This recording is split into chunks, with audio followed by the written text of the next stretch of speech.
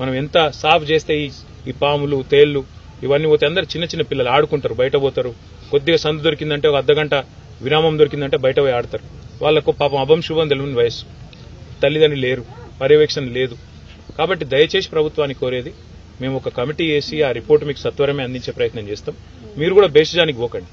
ఆ 36 కుటుంబాలు ఏవైతే పిల్లల్ని కోల్పోయినాయో వాళ్ళని ఆదుకోండి, కొంత సాయం చేయండి, ఆ కుటుంబ పరిస్థితి తెలుసుకోండి, వాళ్ళు ఏ పరిస్థితుల్లో తమ పిల్లల్ని హాస్టల్కి పంపినరో తెలుసుకోండి. కుదిరితే ఆ కుటుంబం నుంచి ఒకరికి ఉద్యోగం ఇవ్వండి, ఆ కుటుంబాన్ని నిలబెట్టండి. ఎందుకంటే ఒక పిల్లగాడి మీద పిల్ల మీద కంపెడు ఆశలు ఉంటాయి తల్లిదండ్రులకు. వాళ్ళు పెద్దగా అవుతారు, మమ్మల్ని చూసుకుంటారు, మా కుటుంబం పేరు నిలబెడతారు అనే ఒక ఆశ ఉంటుంది.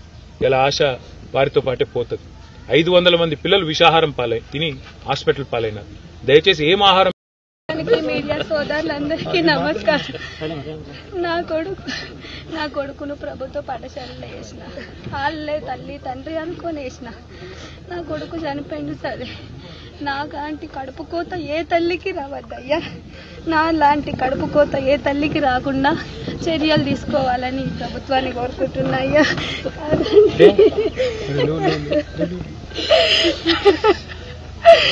అయ్యో నా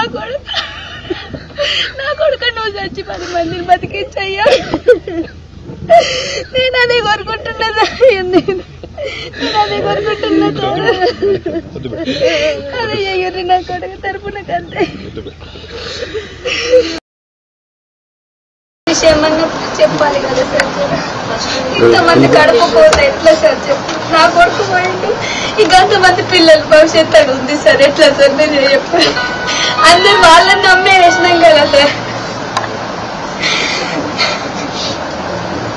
అంతే కదమ్మా, నాకు జరిగినట్టు ఇంకా జరుగుతుంది. ఎట్లా సార్ మీరు అంటేనే వాళ్ళని తల్లిదండ్రులుగా భావించి చేస్తాం కదా మనం.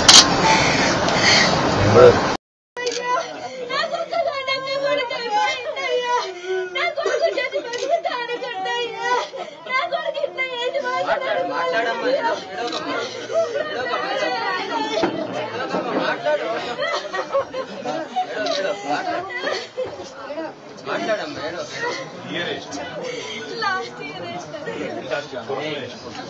పరీక్ష రాశాను.